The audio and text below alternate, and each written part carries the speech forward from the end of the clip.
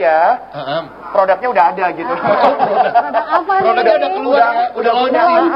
Gitu ya. Anaknya udah 2, ya kan. Nah, namanya juga mau jadi calon ayah kan. Nah, iya, jadi ini pokoknya benar-benar sesuai dengan kalian lah. Kalau aku sih kayaknya cuman mau jadi calon suami siaga aja dulu. Oh, berarti temanya kita hari ini bedah tulang. Apa? Bedah tulang. Bukan. Jadi apa? Kan tadi udah disebutin calon ayah udah punya 2 orang anak. Berarti tentang apa? Berarti dokter anak. Pintar. Jarang-jarang lo Kori kayak gini. Jarang pintar ya. Ini harus kita keluarkan kepintaran. Tahu kan kuliahnya berapa lama? Kok kuliah? Iya. SMP aja 4 tahun. Oh iya, itu kan tinggalnya. Jangan kan kuliah SMP aja 4 tahun. Tapi dia cerdas loh ini. Nah, kali ini tema kita adalah optimalkan tumbuh kembang anak. Betul sekali. Jadi ini tepat ya untuk mami-mami ya yang di luar sana yang sedang menyaksikan acara ini, jangan di skip ya. Harus pantengin sampai dengan akhir karena kita hadirkan langsung dokter spesialis anak. Kapan lagi ya? Iya, benar-benar. Biasanya tapi kok mami-mami doang sih, Kori? Oh iya, Dedi nggak boleh ngurus anak. Boleh dong. Harus aku kalau bisa nanti anakku nanti harus aku terus yang gendong. Istrinya yang kerja. Terbalik dunia ya Pak. Iya. Bahaya ya. Nah, kita akan membahas tentang tumbuh kembang anak ya. Tapi ingat yang perlu digarisbawahi anak, tumbuh kembang suami jangan ya Kori ya. Itu biar aja bertumbuh dan berkembang dengan sendirinya ya. Karena udah ada pengembangnya ya. Kenapa Noe? Ini tuh saya Budi. Tumbuh kembang sendiri gitu. Iya, saya yang kembang. Iya. Dia tumbuh dan padahal nggak pakai pengembang, cuman ngembang sendiri sih. Memang itu anugerah ya. Kan memang kalau Noe bernapas aja langsung kembang gitu.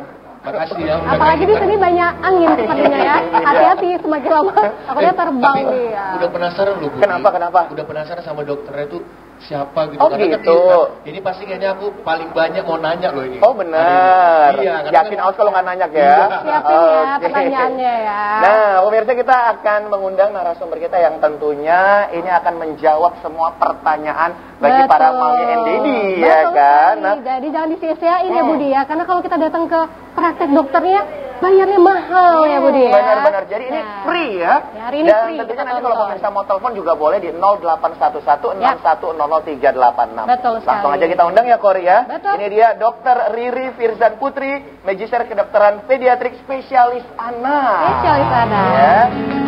Oke. Dr. Riri.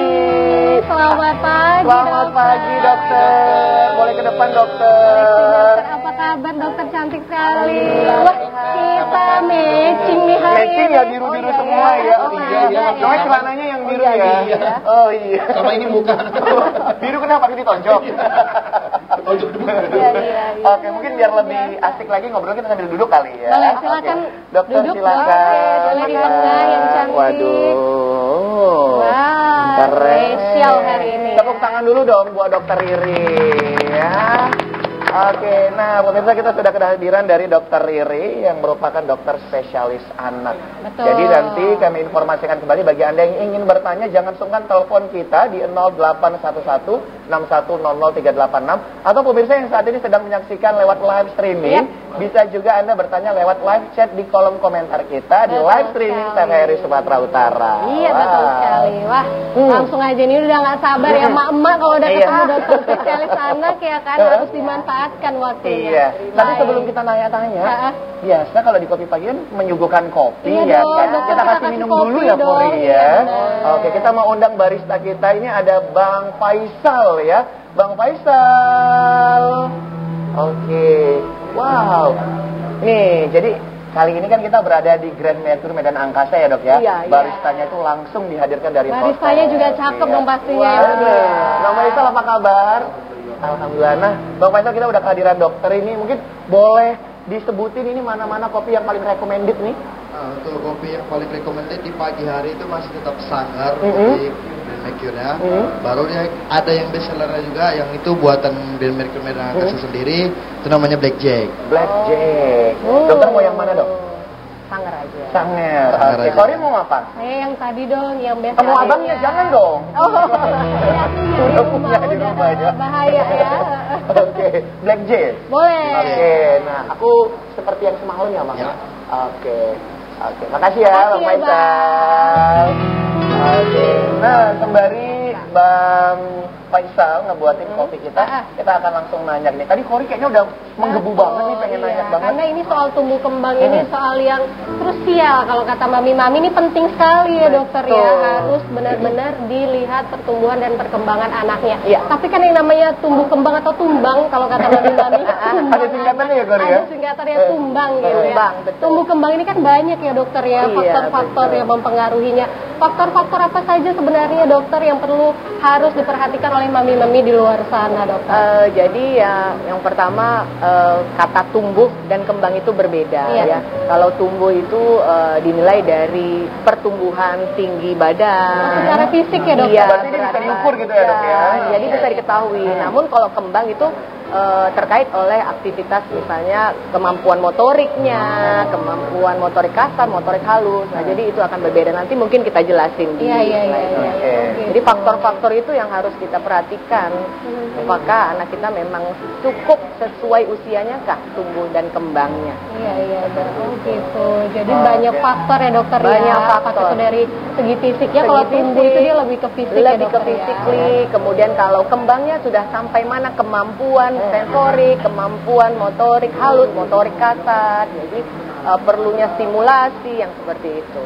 Oke. Nah, tadi seperti yang dokter katakan bahwasannya antara tumbuh dan kembang ini kan berbeda gitu ya dok ya. Mungkin kalau dia tadi tumbuh itu kan bisa dilihat dari jumlah dan bertambahnya selnya begitu ya dok ya. Kalau perkembangan itu ya kayak dari segi emosionalnya, intelektualnya, perilakunya begitu ya dok ya. Nah, ini dok kalau kita ingin mengetahui ya tumbuhnya itu indikatornya apa aja? Nah, itu kan makanya ada panduan imunisasi yang dilakukan tiap bulan. Artinya selain melakukan tindakan imunisasi sambil menilai tumbuh kembangnya, misalnya di anak usia 2 bulan berapa berat badan, tinggi badan, kemudian bulan depan lagi dinilai apakah sesuai tinggi dan beratnya dengan anak seusianya. Jika nanti ada masalah maka akan dilihat dari kurva, namanya kurva WHO, dinilai bahwa tumbuh kembangnya itu sudah sampai mana. Misalnya untuk anak usia 5 bulan kenapa berat badannya masih di bawah atau obes bahkan, atau memang sudah standar, sudah idealnya gitu. Jadi dinilai nanti dari kurva yang akan kita masukkan, data-data yang setelah kita ukur dan kita timbang berat badan. Oke. Berarti untuk tumbuh itu bisa dinilai dari tinggi badan dan berat badan. Berat badan, lingkar kepala, lingkar lengan atas. Iya. Nah, dan itu semua terdapat di buku KMS itu dok ya? KMS yang warna, kalau dari ini warna pink, tapi kalau misalnya dari dokter spesialis mungkin bermacam-macam ya. Jadi itu memang harus diisi setiap bulannya, setiap imunisasi kan ditimbang, diukur. Itu harus diperhatikan ya dokter ya. Kadang kan ibu-ibu di luar sana, alah ya udah biarin aja kan udah diukur. Cuma datang suntik pulang. Kita nggak lihat ya dokter ya perkembangannya seperti apa. Jadi itu nggak boleh hilang ya bukunya ya dok ya? Itu kayak raport sih sebenarnya. Sekarang ini anak masuk sekolah di beberapa sekolah sudah meminta bukti bahwa anaknya imunisasinya lengkap atau tidak. Jadi itu sebagai buku raport anak sebenarnya. Jadi itu salah satu bentuk komunikasi orang tua dan dokter spesialis anak untuk melihat apakah sudah sampai mana vaksinasinya, kemudian tumbuh kembangnya. Kalau untuk tumbuh tadi itu kita bisa lihat dari berapa periode gitu Mas? Kayak misalkan 5 tahun awal gitu. Nah, jadi sebenarnya masa yang paling optimal itu di 0 sampai 2 tahun. 0 sampai 2 tahun. Karena 80% pertumbuhan otak itu di situ. Dimulai dari sebenarnya dari ibu mulai hamil sampai anak keluar sampai anak 2 tahun. Jadi di situ yang perlu benar-benar nanti ada jadwalnya yang sangat rapat. Jadi 0 dapat BCG, 1 bulan nanti hepatitis, 2 bulan kemudian DPT kombo, rotavirus, PCP, kemudian naik 2 bulan, akhirnya nanti di usia 6 bulan mulai per bulan, per 2 bulan, per 3 bulan sampai nanti usia 2 tahun. Nah itu tadi ya pemirsa, jadi mulai dari 0 sampai dengan 2 tahun itu benar-benar harus dipantau begitu ya dok ya? Karena perkembangan otak yang paling pesat itu di 2 tahun pertama kehidupan. Makanya tadi yang tumbuh ya dok ya? Kalau perkembangannya nih dok? Sama. Apakah di atas 2 tahun ataukah udah mulai dari 0 juga? Mulai 0 juga. Jadi bagaimana seorang anak dinilai dari sudah bisa berguling nggak di usia 5 bulan, sudah bisa duduk nggak di usia 6-8 bulan, sudah bisa tegak sendiri kah tanpa dibantu, jadi sudah bisa pegang apa, sudah bisa nanti malah di usia 1 tahun udah bisa bicara bahasa apa atau sudah 2 kata. Makanya banyak sekarang anak speech delay karena orang tuanya merasa nanti ngomong sendiri kok. Nanti 3 tahun ngomong sendiri kok. Padahal Di usia 1 tahun itu kita udah wanti-wanti, udah refleks, oh ini koknya belum bisa ngomong, belum bisa mengucap 1 patah 2 patah kata, seharusnya sudah ada. Nah, kalau dari buku KMS itu dok, misalnya kita ukur nih setiap bulannya, namun dia tidak ada perkembangan gitu, dia stuck gitu ya, stuck aja seperti itu seperti apa dok? Seharusnya seorang kalau sudah terjadi seperti itu, berarti kan kita harus adakan terapi ya. Jadi nanti kita nilai perkembangannya, kita berikan misalnya dari mana sih masalahnya, kita cari dulu awal masalah. Apakah dari makannya, minumnya, atau perkembangannya, nanti kita nilai. Setelah mendapat itu baru kita terapi. Oke, nah pemirsa ini menarik sekali ya. Nah, tentunya bagi pemirsa kami tidak segan-segan untuk selalu menginformasikan bagi Bapak dan Ibu, para dad and mom ya, yang ingin bertanya bersama dengan dokter ini, silakan telepon kita di 0811 6100 386, atau pemirsa bisa juga bertanya lewat live chat di kanal YouTube kita di live streaming TVRI Sumatera Utara. Oke, nah pemirsa jangan kemana-mana, kita saksikan ini dia penampilan spesial dari Noe and Friends.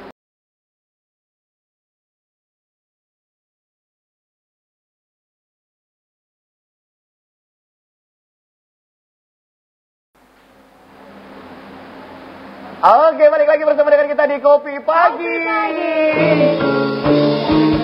Kopi Pagi. Oke, pemirsa, kita masih bersama dengan Dokter Riri ya, dengan tema optimalkan tumbuh kembang anak. Kori, jadi kita udah tahu lah ya. Betul. Jadi antara tumbuh dan kembang itu berbeda ternyata. Berbeda. Jadi memang benar-benar sebagai orang tua itu harus memperhatikan ya kan, apalagi di 2 tahun pertama. Kayak tumbuh tadi kita udah tahu bahwa kan harus dilihat itu tinggi badan dan berat badannya benar-benar dipantau. Kemudian lingkar kepala, lingkar lengan atas ya dok ya. Nah itu untuk tumbuh. Kalau untuk perkembangan sendiri dok, ini apa yang harus dipantau oleh orang tua? Jadi kemampuan motorik halus dan motorik kasarnya. Ada halus kasar ini ya dok? Kirain ada cuman buku doang ya. Saya coba dulu ya Bu Dia. Iya. Mungkin sekilas dok. Motorik kasar ya, misalnya udah bisa mengambil sesuatu, memindahkan sesuatu. Kemudian untuk motorik halusnya memegang sesuatu. Kan anak usia 5 bulan paling tidak sudah harus bisa menggenggam ya, seperti itu. Jadi nanti akan kita jelaskan lagi nanti selengkapnya perbedaan apa sih yang menjadi untuk menilai bahwa kita nih harus mulai, mama nih harus mulai khawatir nih, kok anak saya sampai umur sekian belum bisa ngapa-ngapain ya, belum bisa gini, belum bisa benar sekali. Nah di luar sana kebanyakan para ibu-ibu yang ini kadang dok, ya udah dibiarin nanti kan bisa sendiri. Iya, itu gitu, sering kali. Dulu mamanya gitu, umur 5 tahun baru cakap gitu kan. Gitu. Papanya juga dulu gitu. Nah ya itu sebenarnya jangan dianggap itu genetik ya, tetap harus dikonsultasikan ke dokter. Makanya saya bilang pentingnya untuk selalu datang ke dokter untuk mengukur tinggi dan berat badan sambil menilai kemampuan motorik tadi, supaya nanti kalau ada terjadi sesuatu dalam 2 bulan kayaknya nggak naik nih berat badannya, kok umur sekian belum bisa pegang ini dok, belum mampu melihat ini dok, belum mampu berbicara seperti ini. Wah itu sudah harus kita refleks, sudah harus kita terapi. Nah Kori, kayaknya nggak ini kita ngobrol terus ya. Sebenarnya dokternya belum dikasih minum. Iya. Kayaknya udah siap kayaknya Bang Faisal ya. Mana nih Bang Faisal, udah siap belum? Wih, mantap. Ini dia kopinya. Mantap. Aromanya wangi banget. Spesial kopi dari Hotel Grand Mercure. Jadi lupa kita nanti ini karena mencium harumnya. Oke, terima kasih. Bang Faisal ya. Makasih Bang Faisal. Terima kasih Faisal, terima kasih Abang Faisal. Silakan dokter diminum kopi diminum. Pagi-pagi minum kopi kita ya. Pagi-pagi emang enak banget kalau kita minum kopi. Pemirsa juga jangan lupa diambil minumannya, makanannya, biar lebih enjoy lagi menyaksikan kita di sini. Betul dong. Ya. Oke. Wangi banget. Benar-benar spesial ya, benar ini Kak yang dibilang Bang Faisal tadi itu best sellernya nih, luar biasa. Best seller ya. Enak banget ya. Oke deh. Nah tentunya pemirsa, Kori, kita dengar tadi ya, dokter udah buatin materi nih ya kan, yang spesial untuk pemirsa di rumah, sehingga pemirsa lebih detail lagi kan mengetahui pemahaman bagaimana sih untuk mengetahui tumbuh kembang anak dan terpantau dengan baik ya kan. Karena kita nggak mau ada apa-apa nanti di akhir gitu ya, menginginkan yang terbaik. Jadi mencegah lebih baik daripada mengobati. Benar-benar. Oke, silakan dokter. Oke. Boleh. Saya izin ya. Nggak apa-apa. Iya. Saya pindah kemari nggak apa ya dok ya. Hari ini kita sedikit membahas tentang optimal tumbuh kembang anak. Ya, oke, next. Oke, boleh dibantu slide-nya? Slide-nya. Nah, ini dia. Ya, ini hari ini kita membahas tentang definisi tumbuh kembang itu sendiri, kemudian apa-apa sih yang mempengaruhi faktor tumbuh kembang anak, dan apa gangguan-gangguan serta bagaimana cara mengoptimalkan tumbuh kembang anak. Lanjut, next. Nah, ini kita bisa dapatkan dari kartu menuju sehat yang selama ini yang kita lihat bahwa terdapat kurva WHO, ya. Ini nanti akan bisa dinilai kalau kita nanti rajin ke posyandu, ke puskesmas, ke rumah sakit. Jadi kita menilainya nanti dari sini. Ini indikator untuk menilai tumbuh kembang anaknya. Next. Jadi kita bahas dulu, apa sih tumbuh. Nah, ini yang saya bilang tadi sekilas ya. Ada gangguan motorik kasar dan gangguan motorik halus. Mungkin kita ke slide sebelumnya ya, yang apa sih tumbuh dan kembang. Nah, ini udah di akhir next ya. Nah, kita lihat di situ bagaimana cara mengukur tinggi badan ya, pertumbuhan tinggi badan. Kemudian bisa ini kita temukan di puskesmas, di rumah sakit ya, bagaimana cara mengukur tinggi badan. Inilah kita nilai dari pertumbuhan, kita bisa menilai dari ukuran tinggi badan, kemudian dari perkembangan bagaimana kemampuan si anak tadi sudah bisa berdiri, sudah bisa berputar, sudah bisa telungkup ya. Lanjut. Jadi tidak sama pertumbuhan dan perkembangan. Ya, perkembangan anak itu terjadi ada beberapa ya. Pertama motorik, kemudian ada sensorik, kognitif, emosional dan sosial. Maaf.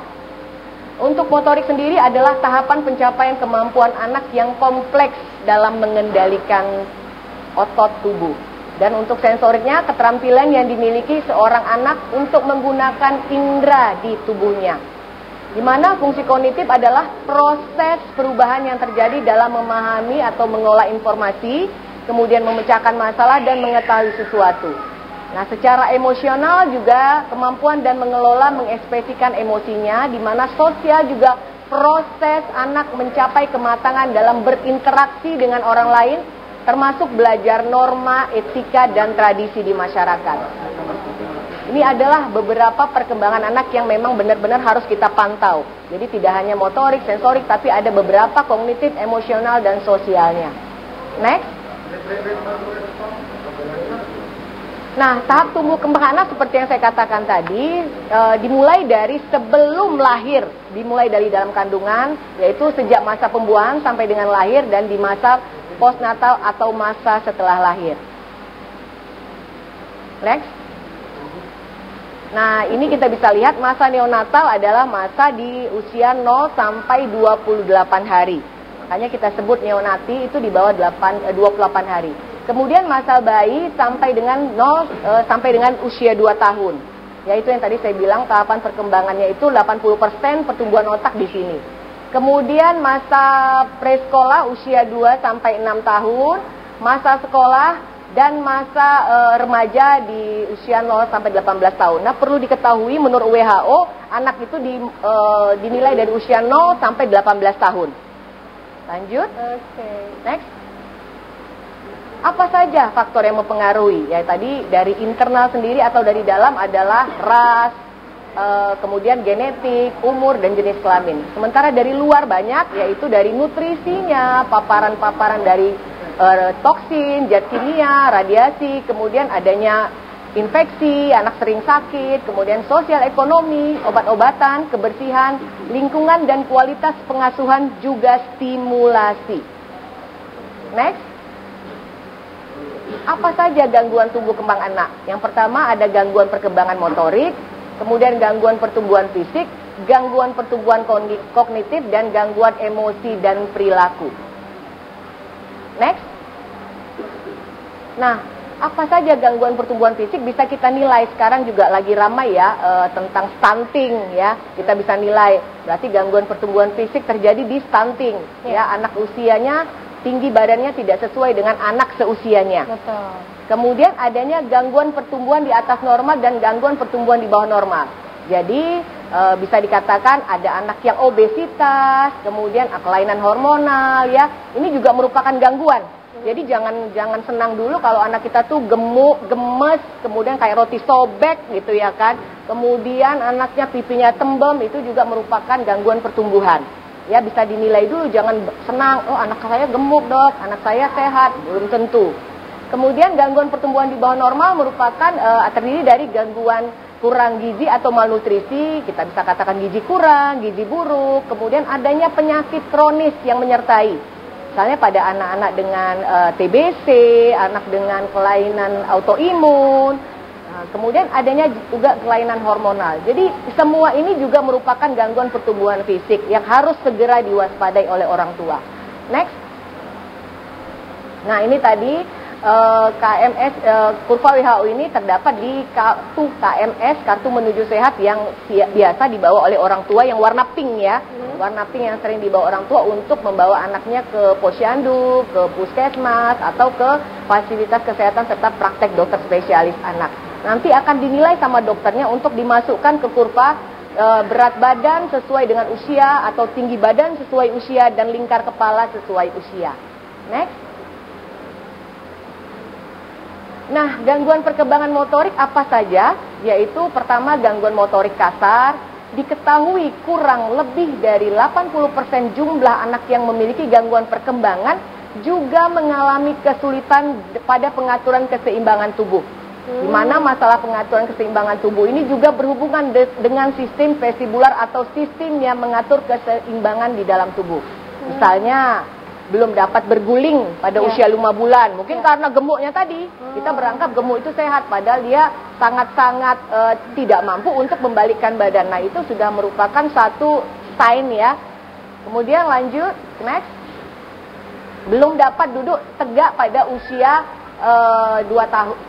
Ya, kemudian gangguan motorik kasarnya juga belum dapat memegang benda yang diletakkan tadi ya, yang seperti saya bilang nggak bisa menggenggam. Sekarang anak-anak udah pegang ini ya, pegang mainan gitu ya kan. Nah, kembali lagi belum dapat mengontrol kepala. Kan anak di usia 6 bulan sudah harus mulai makan, tapi anaknya belum sanggup untuk tegak. Nah, harusnya itu sudah mulai menjadi tanda, wah ini bahaya nih, gimana mau kasih makan? Dia belum sanggup untuk tegak sendiri. Next. Kemudian belum berjalan sendiri atau dititah pada usia 18 sampai 2 tahun. Harusnya kan itu anak usia 1 tahun paling tidak sudah bisa pegang sambil jalan, ya, sambil merambat istilahnya merambat. Ya. Jadi ototnya itu harus tahu kita bahwa 1 tahun itu sudah harus bisa berdiri, ya. Nah, gangguan motorik halus tadi next. Jadi jangan berharap orang tua, wah waktu dulu papanya umur 3 tahun baru jalan dok, jadi saya pikir nggak apa-apa gitu, nggak ada masalah. Nah gangguan motorik halus tadi, tangan tetap terkepal erat sampai usia, ini kan nggak boleh ya, berarti dia kan nggak bisa menggenggam, ya, jadi dia seperti orang tegang aja, ya. Kemudian next. Tidak dapat menyusun 3 kubus pada umur 2 tahun. Nah, makanya sekarang penting sekali permainan konvensional ya. Jadi jangan nonton YouTube aja. Mari kita beli permainan-permainan yang kayak huruf-huruf, angka-angka, kemudian kubus-kubus yang harus disusun seperti itu. Ya. Next. Tidak dapat memegang benda dengan 1 tangan pada usia 7 bulan. Dan tidak dapat memindahkan benda kecil ke dalam gelas sampai usia 6 sampai 7 bulan. Jadi kan anak umur 6 bulan sudah bisa memasukkan. Nah itu sudah harus kita stimulasi sebenarnya. Ya, dokter, ya. Ya. Next. Oke. Jadi kondisi yang ditandai dengan keterbatasan kemampuan seseorang untuk berpikir, mengingat dan menafsirkan informasi dari panca indera. Ya, contoh gangguan kognitif pada anak tadi, kesulitan untuk memusatkan fokus dan konsentrasi saat belajar. Diajak ngomong, dia suka lari. Diajak bicara, dia tidak fokus. Nah, ini anak saya, Dok, sering tidak fokus. Gimana ya, Dok? Gitu. Kalau nanti disuruh buat sesuatu, baru terduduk, dia udah lari sana, udah terbang ke sana, seperti itu. Next. Nah, memiliki emosi yang cenderung ledak-ledak, tantrum. Ya itu, diajak, wah, dia marah, lari. Ya, tantrum. Ini siapa? Budi tantrum nggak? Enggak ya. Jangan dong. Oh, jangan ya. Kemudian adanya gangguan tidur. Dok, anak saya tidurnya suka jam 3 pagi, nanti bangunnya jam 6. Ya, itu menjadi satu masalah sama kita ya, bahwa cukup tidur itu penting untuk anak.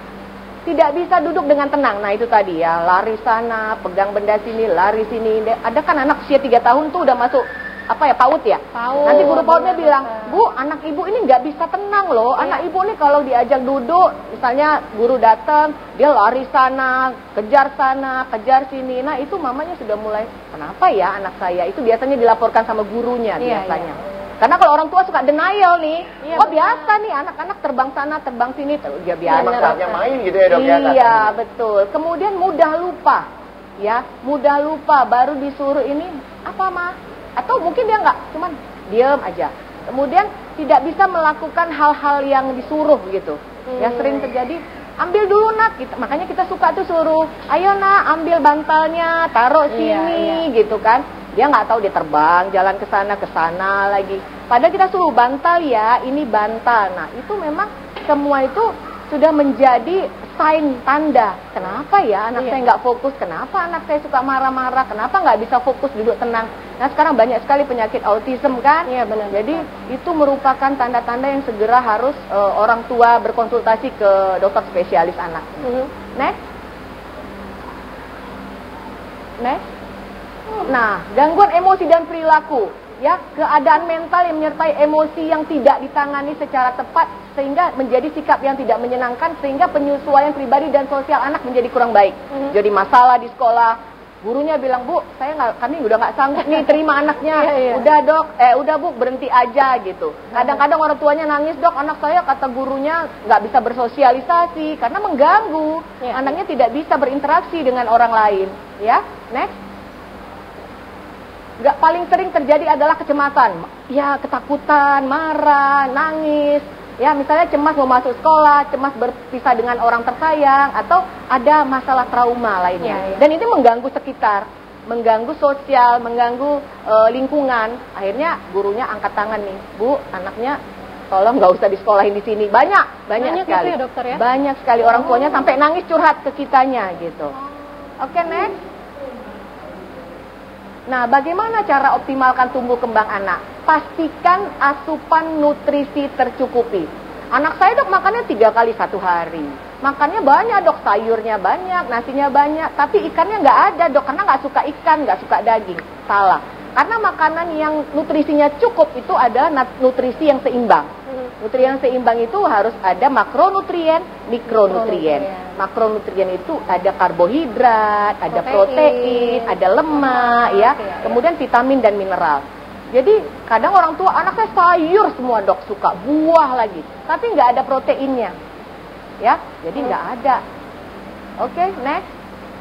Pastikan anak mendapat makanan yang kaya akan nutrisi. Nah, kemudian nutrisi juga mempengaruhi perkembangan otak anak. Udah jelas pastinya ya, ketika nutrisi kita tercukupi, maka pertumbuhan dan perkembangan anak optimal pastinya. Nah, mungkin pertumbuhan otak yang tadi 80% tercapai. Kita maunya anak kita ini kan menjadi anak yang pasti anak pinter, anak sehat, anak cerdas. Gitu. Jadi apabila tercukupi kebutuhan nutrisi, maka akan sangat membantu sehingga tercapailah 80% pertumbuhan otak tadi. Next.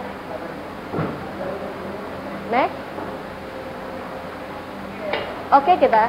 Nah, pencernaan yang buruk akan mempengaruhi akan terjadinya malnutrisi sehingga menyebabkan stunting. Jadi ini penting, kata kuncinya adalah pencernaan yang sehat akan menyebabkan pertumbuhan otak yang sehat. Karena berhubungan langsung. Ya, begitu pencernaannya bagus, maka akan berhubungan langsung ke otak yang akan memperkuat bahwa tumbuh kembang itu akan lebih baik dengan pencernaan yang lebih sehat. Ya, dengan apa tadi? Dengan nutrisi yang cukup tadi. Betul sekali. Next. Oke, next.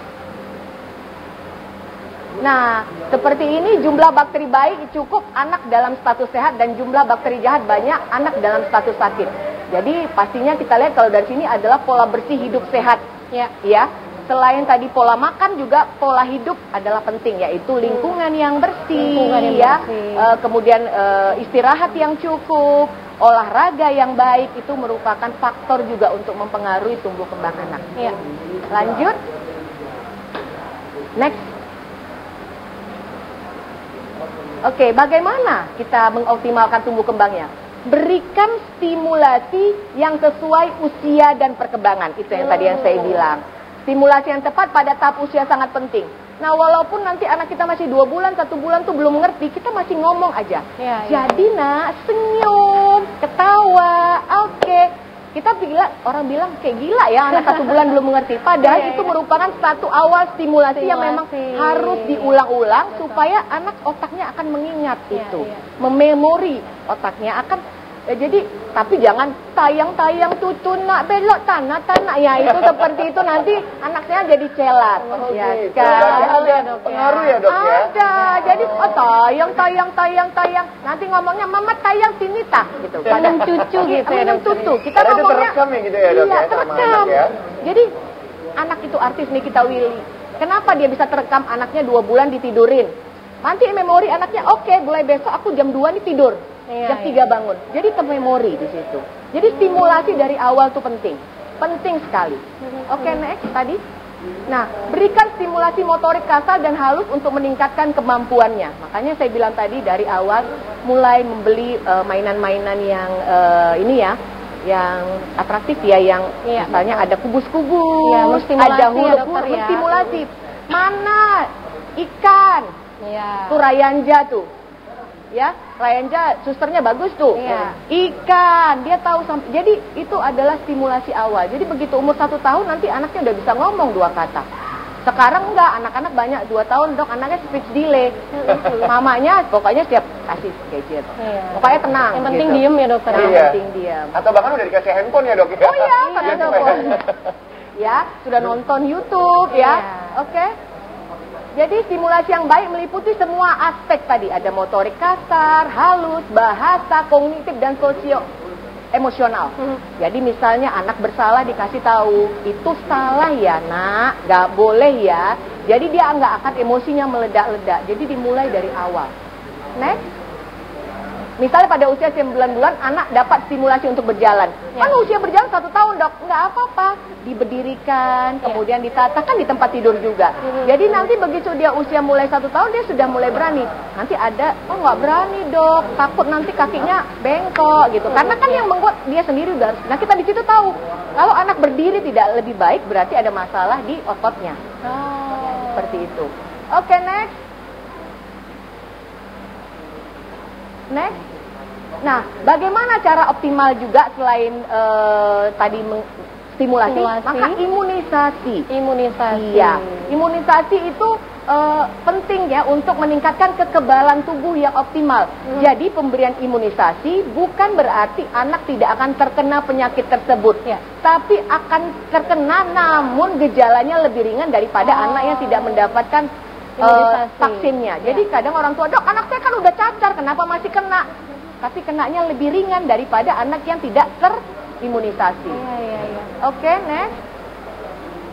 Nah, kalau dapat diberikan imunisasi dasar lengkap, nah ini adalah jadwal imunisasi. Ada perbedaan sedikit. Di praktek dokter sama di puskesmas, Dok, di praktek kan di puskesmas kan cuma sampai 9 bulan atau sampai 18 bulan. Berarti yang wajib kan cuma itu, bukan. Yang wajib adalah menurut Ikatan Dokter Anak Indonesia dari 0 sampai 18 tahun, di mana itu semua di cover oleh orang tuanya. Tapi kalau dari puskesmas kan di cover pemerintah. Jadi pemerintah cuma cukup mampu membayar free itu sampai usia 18 bulan atau 9 bulan.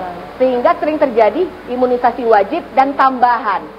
Padahal semua itu wajib sampai usia 18 tahun. Ada beberapa imunisasi, boleh kita buka dari jadwal imunisasi. ada yang terbaru lagi sebenarnya di 2024 kemarin kita baru pulang dari Semarang, tapi ini sudah hampir sama mungkin jadwal imunisasinya.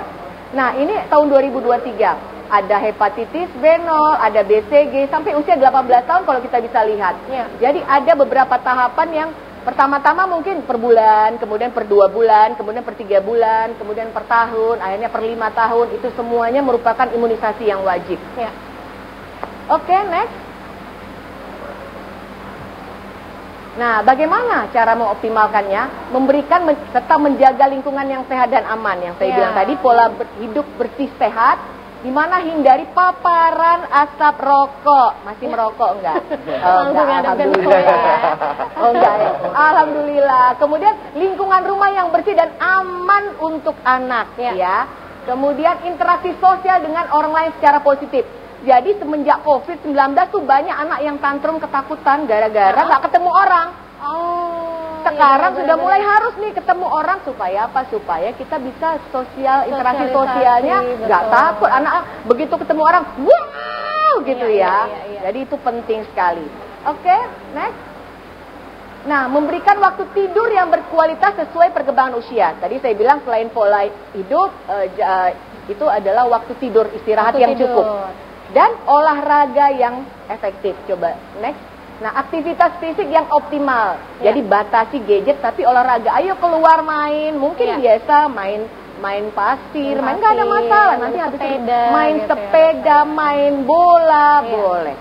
Next. Oke, terima kasih. Nah, tadi beberapa ini ya. Dokter Riri. Oke, silakan dokter. Wah, luar biasa. Waduh. Sampai sini kita sudah semakin paham ya, Budi ya. Benar. Jadi kita harus tahu semuanya dari nutrisinya, perkembangan pertumbuhannya, stimulasi, betul. Dari istirahatnya luar biasa. Semua harus dipenuhi. Harus dipenuhi. Oke. Waktu istirahat pun harus dijadwal ya. Karena waktu istirahatnya benar-benar harus yang waktu yang paling baik sesuai dan dengan maksimal usianya. Sesuai dengan usianya ya. Oke, pemirsa, kita masih akan melanjutkan perbincangan bersama dengan Dr. Riri ya. Nah, pemirsa jangan kemana-mana, kita saksikan ini dia penampilan spesial dari Noe and Friends.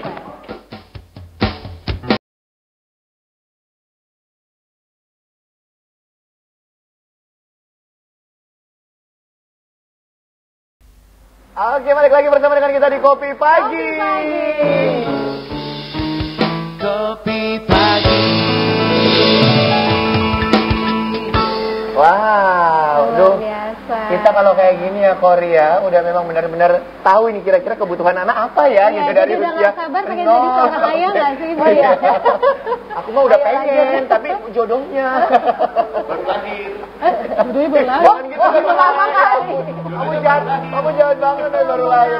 Anak Noe dong kalau gitu nanti. Nih Noe, nih kan mau jadi calon ayah nih. Mungkin ada mau pertanyaan sama dokter. Boleh nanya ya dokter? Boleh dong. Untuk biasa kan kita nih, apalagi anak pertama itu cemas itu pasti lebih luar biasa ya dokter. Kalau bisa dibilang berlebihan ya dokter. Nah, gimana caranya biar anak di dalam kandungan itu tetap sehat gitu kan, terus perkembangannya baik gitu. Nah, pola-pola makan atau pola hidup yang gimana yang harus kita jalanin gitu dokter. Nah ya, makasih Noe. Jadi memang tadi sudah saya katakan bahwa perkembangan motor itu dimulai dari masih belum jadi apa-apa nih, masih perbuahan. Artinya udah 4 bulan, anaknya udah hamilnya udah 4 bulan ini ya. Oh, jangan 4 bulan. Jadi memang yang pertama pastinya harus rajin kontrol ke dokter spesialis kandungan untuk menilai tumbuh kembang bayinya, gimana bayinya sehat nggak, normal nggak. Kemudian kan nanti akan dikasih vitamin, zat besi, vitamin D3, kemudian vitamin yang lain-lain lah untuk. Nah, dari situ memang ibunya yang pasti utama itu emosi memang harus dijaga. Karena apa? Sebenarnya itu mempengaruhi emosi orang tuanya. Jadi harusnya jangan berlebihan sekali, karena kita harusnya yang pertama ini excited biasanya anak pertama tuh senang tuh semuanya ya, senang ya kan. Nah, ada beberapa nanti setelah, aduh dulu aku kayak gini, kata temannya, kata tetangga dulu kayak gini. Nah, itu semua jangan dimasukin, karena setiap orang pasti beda. Nanti jadinya bingung ya dokter Bingung. ya. Yang mana anak kembar aja bisa beda, Bisa apalagi berbeda. orang lain, anak orang lain. Jadi jangan dengerin kata netizen, anakku dulu waktu hamil dulu aku minum ini, waktu hamil dulu nggak usah. Mending tanya ke yang kompeten. Misalnya ke dokter OB-nya, ke dokter kandungannya, atau nanti ke dokter anaknya. Jadi yang paling utama emosi memang harus dijaga, ya buat happy karena mempengaruhi anaknya juga. Jadi dari kecil, dari bayi, dari belum jadi apa-apa itu udah bisa distimulasi nih. Oke nak, nanti kalau keluar baik-baik ya, nggak ada masalah. Jadi kalau saya dulu suka dengerin lagu-lagu Mozart, saya taruh di sini, saya dengerin, kemudian saya ajak ngobrol. Nah benar keluarnya asli ngomong, terus kayak mamanya. Terus kan anaknya juga seninya tinggi. Jadi kita pengen mau jadi apa nih, bentuk anaknya dari sini. Banyak kok sekarang orang tua pintar yang saya nggak tahu tuh di TikTok apa ya, yang Gamaliel apa yang pinter yang mau belajar terus itu. Itu yang hebat siapa? Orang tuanya. Karena mereka yang menstimulasi terus nih, ayo belajar, ayo nak. Akhirnya anaknya otaknya cuma mau belajar, tapi kan kita pengennya mau jadi apa. Jadi excitednya harusnya lebih bahagia, bukan excitednya ketakutan. Karena nanti kalau takut, jadi semua serba salah, kecemasan akan mempengaruhi semuanya. Vitamin penting, pola tidur cukupnya bagus, vitamin makannya juga harus diperhatikan. Buat happy istrinya, mau apa kasih? Si saya memang happy ya. Cuma agak geli ya lihat suaminya. Pokoknya nggak boleh stres Noe. Jadi harus dijaga buat istrinya. Jangan stres ya. Tiap hari ditanya Noe mau apa, setiap hari tanya. Tahu-tahu mintanya berlian tiap hari ya Noe. Kalau itu nggak usah ditanya. Kalau makan bahaya ya. Dokter kalau misalnya makanan dokter gimana? Makanan kan nanti yang pasti ya, kalau untuk kita aja yang sehat, yang nggak hamil, maksudnya makanan tuh yang nggak boleh tuh kan harus makanan yang mateng. Ya, yang masak. Jadi jangan makan-makan yang maaf ya setengah mateng. Sushi, ini kan makanan Noe biasanya kemudian, sushi gitu. Supaya kuat makan telur setengah masak gitu ya kan. Kemudian makanan yang tidak mengandung penyedap, micin dan lain sebagainya. Kemudian ya itu yang pasti tidak berlebihan. Jadi boleh nggak orang hamil makan durian? Ya boleh. Sedikit aja. Bukanlah satu batu udah muntah ya. Jadi yang nggak boleh itu cuma 3 itu. Jadi makan ini boleh nggak ya? Kalau misalnya nanti dengan makan ini dia muntah ya udah berarti kita stop gitu kan. Jadi di happyin makanan apa aja boleh. Yang penting mateng, tidak pakai penyedap, sama tidak berlebih. Itu dia. Oke Noe, udah siap? Sudah siap. 3-5 bulan lagi. Cuman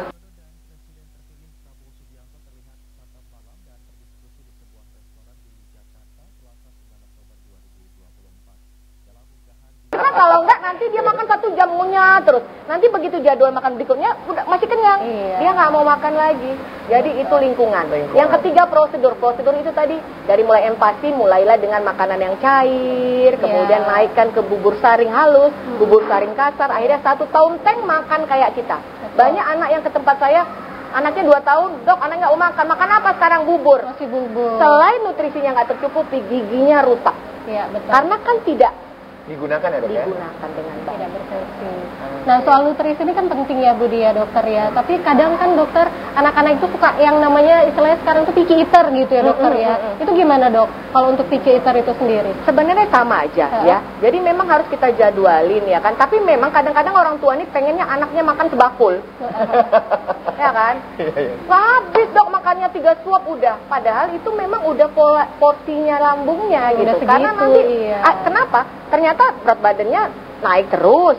Ya kan, tumbuh kembangnya bagus. Cuma mamanya pengen anaknya makan tuh 2 piring dok. Kan saya kasihnya udah masak 2 piring. Enggak.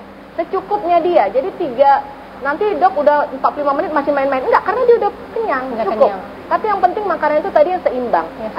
Ada makronutrien, ada karbohidrat, ada protein lemak, protein hewani, kemudian ada sayur, ya kan, kemudian ada buah, ada air putih. Seratnya dokter ya. Nah itu yang biasanya tuh dok, kalau mulai-mulai MPASI nih ya ibu-ibu, kadang suka yang bikin protein itu kan bagus gitu katanya dokter ya. Ada yang suka bikin double prohe gitu dok, double protein hewani. Itu boleh nggak sih dok? Karena kan pengen supaya sehatnya anaknya, udah dikasih telur, kasih ikan, kasih udang lagi dijadiin bubur. Boleh aja, tapi kan kalau udangnya sekilo, jangan. Udangnya 1, ikannya sedikit ya boleh aja sih. Boleh, maksudnya tetap jangan berlebihan. Nggak boleh berlebihan. Seperti yang tadi kita bilang, tidak boleh berlebih apapun itu. Dan harus variatif ya dok ya. Pasti. Orang tua harus pintar. Terus mengenalkan satu makanan itu, ikan itu nggak bisa. Dok, anaknya nggak suka dok, nggak gitu. Karena dia masih ngerasa, oh ini ikan, besok ulang lagi ikannya. Dulu ya dok ya. Oh ini ikan, besok ulang lagi. Sampai 10 hari, bahkan kalau bisa 3 kali paling nggak minimal untuk jadi mengenalkan dia tahu satu ya dokter jenis. ya. Benar. Jadi kalau misalkan sekali dimasukkan itu dia masih mungkin menolak begitu ya dok, aneh gitu, ya udah biarin aja dulu kan. Besok kasih lagi, besok kasih karena lagi dia gitu. kayak kita merasakan sesuatu yang belum pernah kita makan kayak aneh ya. Tapi lama-lama kok enak. Nah, seperti itu. Iya, betul. Wah, luar biasa ibu dia. Udah bisa buat ya. Kalau kayak gini saya yang cemburu jadinya. Luar biasa, banyak sekali hal-hal yang perlu diperhatikan ya. Oh, kemudian untuk stimulasi ini dokter. Stimulasi ini seberapa penting sih dokter? Karena kan kebanyakan zaman sekarang ini ya itu tadi ya dok, gadget. Apalagi untuk orang tua yang sibuk gitu. Yang penting diem deh, anteng, nggak tantrum, kasih gadget. Ini stimulasi ini sepenting apa sih dok? Penting sekali. Seperti yang saya jelaskan tadi, mungkin dari dalam kehamilan juga bisa menstimulasi untuk bisa ngajak ngobrol. Karena saya ini kebetulan seorang ibu juga nih, 3 anak, sekarang yang besar udah 20 tahun. Saya sudah melakukan stimulasi itu waktu saya masih belum berkembangnya gadget-gadget ini. Dan terbukti sekarang mereka ke interaksi sosialnya, kemudian IQ-nya, cerdasnya, kemudian pedulinya.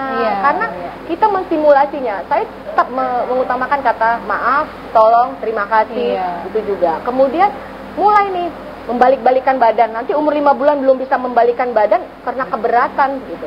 Jadi memang harus lebih sering menstimulasi lebih dini. Misalnya tadi jalan kan setahun, tapi 9 bulan udah mulai kita stimulasi. Jadi nggak ada masalah sih. Jadi kadang orang bilang, kok kayak orang gila ya ngomongin anakmu, itu banyak terjadi. Saya dulu gitu, saya diamin aja. Tapi netizen tidak lebih, mulut netizen lebih tajam kan. Jadi kita nggak usah dengerin netizen. Netizen jangan dilawan gitu ya. Diamin aja. Oke, nah ngomongin masalah netizen pemirsa, nggak usah kita bahas. Mending kita saksikan aja dia penampilan spesial dari Noe and Friends. Project selanjutnya preparing our next boleh. Buku anak tetangga juga boleh. Ini dokter tadi kan kayak lagi doang jangan kita lakukan dulu apapun sampai itu benar-benar lapar. Nah, ini kita udah coba dokter beberapa hari ini memang udah kita coba dan ternyata dia juga sama sekali nggak mau makan. Itu kenapa ya dokter?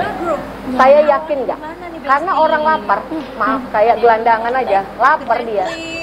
Jadi apa dimasukinnya ke mulut? Dari label. Pastikan dulu memang benar-benar kita udah kasih sesuai jadwal. Misalnya gini, sarapan pagi itu jam 8 atau jam 7. Kemudian jam 10 kasih snack. Kemudian jam 12 atau jam 1 siang makan siang. Jam 3 sore snack sore lagi, misalnya buah, roti, susu. Kemudian jam 18, jam 6 sore makan malam, jam 21 susu atau apa. Kalau udah diterapkan ini, ya kan ternyata dia nggak mau makan juga. Saya yakin dia lemas kalau nggak mau makan sama sekali. Tapi kalau dia ada masuk kasih, curilah dia di sini dulu, kasih aja lah dulu ini roti ini sepotong. Lambungnya segini, kita kasih roti segini. Udah cukup, nanti di jam 12 dia nggak mau makan. Tapi seandainya pun terjadi seperti itu, mungkin konsultasi ke dokter anak. Jadi kita bisa nilai. Jadi biasanya saya sering menyuruh nanti untuk balik lagi 2 minggu lagi. Dan rata-rata bener dok. Oh makannya sekarang dok, karena kalau udah lapar dia makannya lapar. Jadi itu pasti. Jadi karena kita kuncinya tega dulu ya dok ya. Tega. Harus tega dulu. Kasihan dok, nanti dia nangis-nangis, bapaknya dibeliin, neneknya belum lagi maaf ya. Neneknya beliin ini, neneknya beliin itu, udah maafkan. Coba dulu. Dan kalau misalkan anak tuh lagi suka jangan semua langsung dihabisin ya dok ya. Nah, jadi memang harus ada porsinya. Iya, makanya tadi saya bilang berlebih nggak boleh. Jadi oke Noe. Udah, terima kasih. Ada lagi pertanyaan? Cukup? Ada, tapi udah cukup. Aja kita langsung ke langsung datang ke tempat dokternya aja. Boleh kan dokter ya? Karena kita belum tahu di mana dokternya praktek atau di mana gitu. Saya di rumah Sakit Hermina Medan, kemudian di Raya Prima Marelan dan di Jalan Abadi. Oke. Di ya. Kayak jauh amat dari rumah Noe. Iya. Nanti di sini ya. Iya, Karena nanti saya langsung nanya sama dokternya lagi. Oke, baik. Nah, yang menarik juga dokter tentang tantrum ini dok. Kadang kan memang anak-anak ya rewel biasa gitu ya dok ya. Tapi kan kadang ada tantrum yang ada nggak sih dok tantrum itu yang ada waktunya gitu dok. Lewat dari itu tidak normal begitu. Maksudnya kita bisa mengatasi gitu. Ini bagus, ini normal atau Ini enggak beneran sih? rewel karena mungkin capek, lelah, atau apa gitu. Tapi emang dia bawaannya mentantrum terus gitu. Jadi tantrum itu pastinya salah satu penyebabnya juga karena selama ini apa keinginannya itu kita turutin. Iya. Jadi ketika kita merubah pola itu maka terjadilah tantrum. Iya. Jadi misalnya dulu itu tadi mungkin mau merubah makan nggak boleh. Tiba-tiba dulunya dikasih aja, sekarang udah nggak boleh. Wah marah. Itu biasanya 2 sampai 3 tahun itu masih oke lah. Itu memang fase-fasenya tantrum. Nah, ketika sudah melewatin itu, dengan sudah kita lakukan kebiasaan yang sudah harusnya, ya itu harus wajib ke dokter anak atau ke psikologi anak. Jadi tantrum itu sebenarnya efek dari selama ini kita mengikuti kemauan dia. Jadi sekarang sudah membalikkan bahwa oke, sekarang kamu ikut kita gitu. Jadi kan yang sering terjadi gitu. Ma beli ini ma gitu kan. Selama ini oke lah daripada ribut. Ya, sekarang nggak bisa. Wah dia tarik. Karena nanti semakin dia merasa bahwa dia di atas angin pasti dikasih nih tantrum aja, nangis aja gitu. Jadi senjatanya Jadi biasanya 2 tahun 3 tahun tuh masih oke lah. 2 sampai 3 tahun. Iya, tapi kalau udah lebih dari itu wajiblah kita konsulkan ke psikologi anak. Ada gangguan yang ada lain gangguan ya? Iya. Lebih dari itu orang tua yang tantrum. Iya benar. Iya, kadang anak tantrum orang itu juga bisa tantrum. Pasti kita disuruh anak tantrum tuh jangan diapa-apain ya, diemin, peluk gitu. Kita wah gitu ya kan ya. Emaknya juga ikut ngereok ya. Bahaya. Aduh, jadi memang harus benar-benar kita emosi kita juga harus dijaga ya dokter. Ya susah tuh jadi orang tua sebenarnya. Noe. Iya. Tapi nggak apa-apa dokter. Pasti harus dijalani, harus dengan senang hati. Ya kan Kak? Hati, semangat Leh. Gimana? Bapaknya udah 8 anaknya. Saya mau bertanya juga nih dokter terkait dengan ada satu artikel gitu ya kan. Ya kita pengen sih semua anak-anak kita itu tumbuh dan kembangnya bagus. Nah gitu lah. Ada artikel yang mengatakan bahwasannya anak BBLR begitu ya dok ya. Itu untuk tumbuh kembangnya memang butuh prioritas banget gitu. Butuh support dari orang tua yang lebih gitu dibandingkan dengan anak-anak normal lainnya. Gitu. Jadi kan berat BBL itu berat badan lahir rendah. Kita lihat dulu berat badan lahir rendahnya karena kurang bulan atau karena IUGR. IUGR itu adalah berat badannya rendah tapi cukup bulan sebenarnya. Karena gizi ibunya nggak baik atau ibunya mengalami satu penyakit gitu. Jadi sampai saat ini sih tidak ada masalah untuk tumbuh kembang. Yang perlu ditakuti adalah ketika dia mulai yang lahir sampai berat badannya mencapai normal 2.500 itu berarti sudah harus sudah oke. Tapi kalau ada lagi istilahnya BBLRS misalnya, berat badan lahir sangat rendah. Berat badan lahir sangat rendah. Nah, itu pasti kan udah biasanya di usia-usia 5 bulan, 4 bulan. Nah, itu memang tumbuh kembangnya harus diperhatikan ya. Pertama, kalau dengan berat badan lahir rendah biasanya banyak belum tumbuh organnya secara baik. Misalnya nanti harus gitu ya, misalnya nanti dia hidup nih. Oh, berhasil di ruang NICU dirawat, tapi tumbuh kembangnya jangan karena kita anaknya hidup bukan, tapi kualitas kedepannya juga harus diperhatikan. Ya, benar. Yang pertama mungkin kelainan di jantung. Biasanya anak dengan berat badan lahir rendah pasti jantungnya biasanya ada bermasalah. Kemudian di mata itu kayak kongenital katarak kongenital misalnya kan dinilai nanti akan ada jadwal ke dokter mata. Kemudian untuk kuping juga udah sempurna nggak? Jadi kalau itu semua nanti akan dilakukan pemeriksaan yang berkala oleh dokter spesialis anak, akan merujuk misalnya ke mata, ke THT. Jadi tumbuh kembangnya harus diperhatikan juga karena anak berat badan lahir sangat rendah pasti akan ada bermasalah dengan organ-organ tubuhnya yang belum sempurna. Tapi dia harus terlahir gitu. Jadi kayak berat badannya harus diperhatikan, kemudian tumbuh kembangnya, kemudian itu tadi masalah di jantung, masalah di paru, masalah di mata, masalah di telinga. Jadi memang pasti butuh ekstra lebih dari anak-anak yang berat badan lahir normal. Berpengaruh ke organ-organ yang lain. Berpengaruh. Jadi ya kita memang harus benar-benar concern dan care dengan anak-anak kita. Betul, gitu. Dari mulai kandungan ya. Benar. Dari mulai pembuahan, kandungan sampai nanti usia 2 tahun. 2 tahun pertama. Dok, ini ada sedikit cerita ini dok ya. Ini terkait dengan kemampuan otak gitu kan. Nah, seperti yang dokter katakan tadi ya kan, bahwasannya 0 sampai dengan 2 tahun itulah kemampuan otak 80%. Nah, jadi ada seorang ibu ya kan, mungkin dengan finansial dan sebagainya. Jadi dia mungkin hanya memberikan makanan, yang penting dia nggak rewel. Jadi makanannya mungkin yang biasa saja begitu. Nah, setelah di 2 tahun setengah dan 3 tahun ini, dia tuh pengen ngasih apa ya, sesuatu makanan tambahan yang lebih bergizi lagi dibandingkan dari yang kemarin 6 sampai dengan 2 tahun tersebut gitu. Nah, kira-kira apa yang harus dilakukan seorang ibu tersebut? Masih bisa nggak itu? Masih bisa nggak kita kejar ya? optimalisasi 80% kecerdasannya tersebut? Jadi 0 sampai 2 tahun tuh 80%. Sisanya kan 20% lagi. Itu 3 tahun sampai 5 tahun. Ya, 20% lagi bisa. Kejar dengan 2 sampai 5 tahun, 3 sampai 5 tahun itu semaksimal mungkin 20% lagi masih bisa kita tutupi. Jadi masih bisa diberikan makanan yang bergizi, yang seimbang, yang nutrisinya baik ya. Tapi walaupun kapasitasnya masih hanya 20% dari yang 100% sudah cover di 80%. Jadi masih bisa. Masih bisa ya dok ya? Sampai usia 5 tahun. Jadi golden period itu 0 sampai 5 tahun. Itu adalah golden period. Oke, baik. Aduh. Makin semangat ya.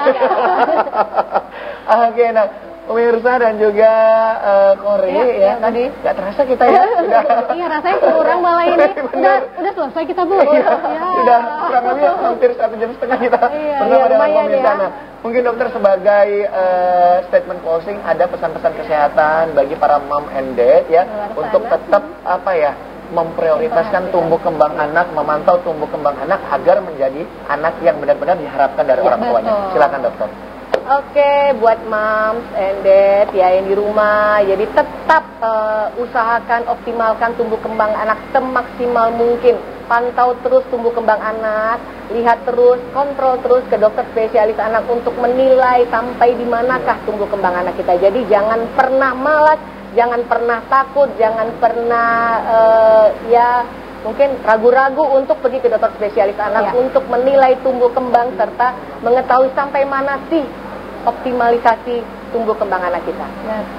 Terima kasih dokter Terima kasih. Riri. Tepuk tangan dong buat dokter Riri. Terima kasih dokter sudah hadir di Kopi Pagi, sudah memberikan banyak informasi untuk para mom and dad di rumah. Dan kami juga ingin mengucapkan terima kasih kepada seluruh pemirsa setia Kopi Pagi. Jangan lupa saksikan terus Kopi Pagi setiap Senin sampai dengan Jumat pukul 10 sampai 11.30. Ingat, untuk anak jangan coba-coba. Saya Muhammad Budi SR. Dan saya Kori pamit undur diri. Sebelum kita berpisah, kita masih akan dihibur oleh Noe and Friends. Sampai jumpa. Satu hal